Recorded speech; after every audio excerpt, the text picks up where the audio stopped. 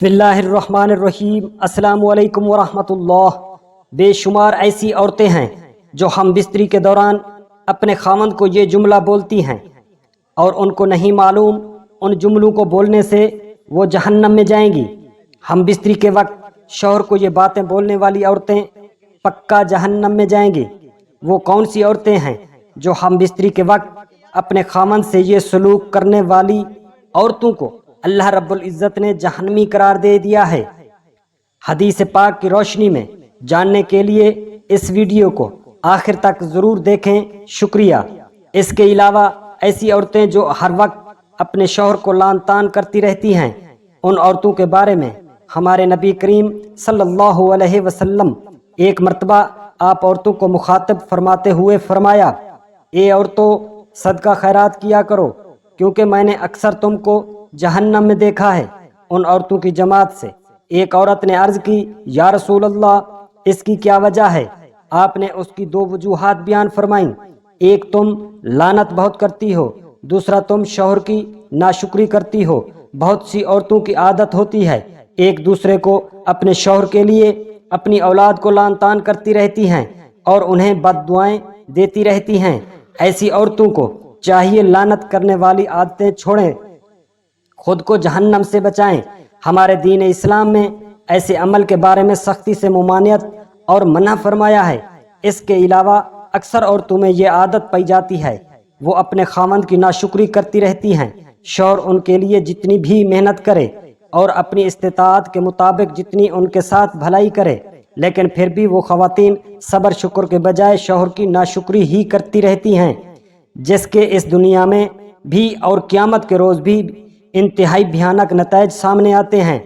ایسی عورتوں کو احسان فراموشی اور ناشکری زبان کی بد تہذیبی اور بدتمیزی کی وجہ سے اس دنیا میں بھی سزا ملتی ہے، جیسا کہ ساری عمر پچھتاوے کے ساتھ ساتھ گھر والوں کی ڈانٹ اور طعنے سن کر شوہر کے بغیر زندگی گزارنا پڑتی ہے۔ اس لیے خواتین کو چاہیے ایسی حرکتوں سے توبہ استغفار کرے اور اللہ رب العزت نے شوہر جیسا ہم سفر ساتھی دیا ہے، اس کو غنیمت جانے تاکہ صبر شکر کی کیفیت پیدا ہو۔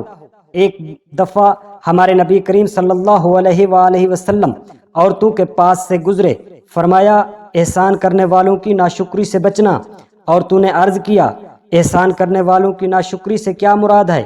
آپ نے فرمایا، ممکن تھا تم میں سے کوئی عورت طویل عرصے تک بغیر شوہر کے اپنے والدین کے پاس بیٹھی رہتی اور بوڑھی ہو جاتی، لیکن اللہ تبارک و تعالی نے تمہیں خاوند عطا فرمایا اور اس کے سبب مال و دولت اور اولاد جیسی نعمت سے نوازا۔ اس کے باوجود جب وہ غصے میں آتی ہیں تو کہتی ہیں، میں نے اس سے کبھی بھلائی نہیں دیکھی۔ بے حیائی اور بے پردگی کرنا، غیر مردوں کی طرف میل کرنا بھی ایسے کام میں ہے جن سے متعلق احادیث مبارک میں وعید آئی ہے اور فرمایا گیا ہے، ایسی عورتیں نہ جنت میں جائیں گی اور نہ اس کی خوشبو سونگھ پائیں گی۔ جنت کی خوشبو بہت دور سے آتی ہوگی، لیکن وہ عورتیں جو ہم بستری کے وقت اپنے شوہر کو یہ باتیں کہتی ہیں، وہ جنت کی ہوا خوشبو تک نہیں سونگھ پائیں گی۔ اس کے علاوہ ہم بستری کے وقت 5 جہنمی عورتوں کے بارے میں ہمارے نبی کریم صلی اللہ علیہ وسلم سے یہ ثابت ہے، جہنم میں عورتوں کی اکثریت ہے۔ حدیث مبارک میں عمران بن حسین بیان فرماتے ہیں، ہمارے نبی پاک صلی اللہ علیہ وسلم نے فرمایا، میں نے جنت میں جھانکا تو اس میں اکثر لوگ فقراء اور مہاجرین تھے، جہنم میں جھانکا تو اس میں اکثر عورتیں تھیں، اور اس کی وجہ کے بارے میں ہمارے نبی پاک صلی اللہ علیہ وسلم سے پوچھا گیا تو آپ نے بیان فرمایا۔ عبداللہ بن عباس رضی اللہ تعالی عنہ بیان فرماتے ہیں، رسول اللہ صلی اللہ علیہ وسلم نے فرمایا، مجھے آگ دکھائی گئی تو میں نے آگ جیسا خوفناک منظر کبھی نہیں دیکھا، اور میں نے جہنم میں زیادہ اکثریت عورتوں کی دیکھی ہے۔ جیسا ہم نے پہلے بھی بتایا، ہمارے نبی کریم صلی اللہ علیہ وسلم عید کی نماز کے لیے عیدگاہ کی طرف نکلے تو عورتوں کے پاس سے گزرے تو فرمانے لگے، اے عورتوں کی جماعت، صدقہ خیرات کیا کرو، بے شک مجھے دکھایا گیا ہے کہ تمہاری جہنم میں اکثریت ہے۔ تو وہ کہنے لگیں، اللہ کے رسول، کیوں؟ ہمارے نبی کریم صلی اللہ علیہ وسلم نے فرمایا، تم اپنے خاوند کی نافرمانی کرتی ہو، میں نے دین اور عقل میں نافذ تم سے زیادہ کوئی نہیں دیکھا، تم میں سے کوئی ایک اچھے بھلے انسان کی عقل خراب کر سکتی ہو؟ وہ کہنے لگیں اللہ کے رسول صلی اللہ علیہ وسلم، ہمارا دین اور ہماری عقل میں کیا نقص ہے؟ ہمارے نبی پاک صلی اللہ علیہ وسلم نے فرمایا کیا عورت کی گواہی نصف مرد کے برابر نہیں؟ تو کہنے لگیں کیوں نہیں؟ ہمارے نبی پاک نے فرمایا اس کا نقصان ہے۔ سید انس بن مالک رضی اللہ تعالی عنہ سے روایت ہے ہمارے نبی پاک صلی اللہ علیہ وسلم نے فرمایا کسی انسان کے لیے اجازت نہیں کہ وہ دوسرے انسان کو سجدہ کرے۔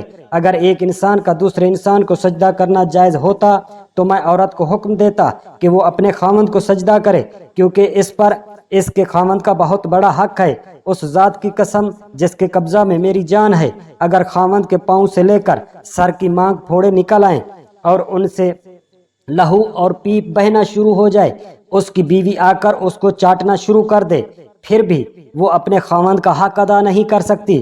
ہمارے نبی پاک صلی اللہ علیہ وآلہ وسلم کے صاحبزادے حضرت ابراہیم علیہ السلام کے انتقال کے بعد سورج گرہن ہو گیا۔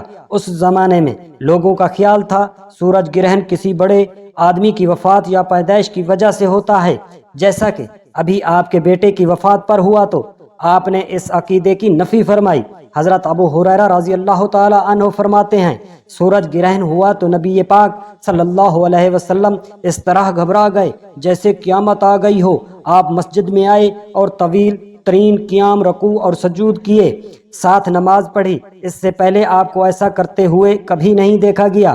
آپ نے فرمایا یہ نشانیاں ہیں جو اللہ رب العزت بھیجتا ہے، یہ کسی کی موت اور حیات کی سبب سے نہیں ہوتا، بلکہ اللہ تعالیٰ اس کے ذریعے اپنے بندوں کو ڈراتا ہے۔ جب تم اس کو دیکھو تو ذکر الہی اور دعائے مغفرت استغفار کی طرف دوڑو۔ لہٰذا چاند گرہن اور سورج گرہن کے وقت ہمیں تعلیمات نبویہ کے مطابق اللہ رب العزت کی طرف متوجہ ہو کر نماز، دعا اور استغفار کرنا چاہیے۔ پھر آپ نے فرمایا کوئی شک نہیں سورج اور چاند اللہ تبارک و تعالیٰ کی دو بڑی نشانیاں ہیں، انہیں کسی کی موت اور حیات کی وجہ سے گرہن نہیں لگتا، لہٰذا تم یہ صورتحال دیکھو تو اللہ تبارک و تعالیٰ کو یاد کیا کرو۔ لوگوں نے کہا اے اللہ کے رسول، ہم نے آپ کو دیکھا تھا، آپ نے اپنے قیام کے دوران کسی چیز کو پکڑنے کی کوشش کی، پھر ہم نے دیکھا کہ آپ پیچھے ہٹے۔ آپ نے فرمایا میں نے جنت دیکھی تو میں نے اس سے ایک گوشہ لینے کی کوشش کی تھی، اور اگر میں اسے لے لیتا تو تم ساری عمر اسے کھاتے رہتے۔ میں نے پھر مجھے جہنم دکھائی گئی، اس جیسا خوفناک منظر کبھی نہیں دیکھا۔ میں نے جہنم میں زیادہ عورتوں کو دیکھا۔ لوگوں نے کہا اے اللہ کے پیارے رسول، آپ نے فرمایا اپنے کفر کی وجہ سے کہا گیا، وہ اللہ کے ساتھ کوشش کرتی ہیں۔ آپ نے فرمایا نہیں، وہ خاوند کی ناشکری کرتی ہیں اور احسان فراموشی کرتی ہیں۔ اگر تو ان میں سے کسی کے ساتھ ساری زندگی حسن سلوک کرے تو پھر وہ تجھ سے کوئی ناگوار چیز دیکھے تو کہے گی میں نے تجھ سے کبھی کوئی اچھا سلوک نہیں دیکھا۔ یہ وہ ساری باتیں جن جملوں کو شور سے بولنے والی عورت جہنم میں جائیں گی۔ طلاق کا شمار اللہ تعالیٰ کے بڑے ناپسندیدہ کاموں میں سے ہے۔ آپ صلی اللہ علیہ وسلم نے کس عورت کو طلاق دینے کا حکم دیا ہے؟ حدیث پاک سے ثابت ہے۔ لقلیت بنت صابر رضی اللہ تعالی عنہ ایک روایت میں کہتے ہیں میں نے عرض کیا اللہ کے رسول، میری ایک بیوی ہے، وہ بڑی زبان دراز ہے، وہ مجھے اذیت دیتی ہے۔ آپ صلی اللہ علیہ وسلم نے فرمایا اسے طلاق دے دو۔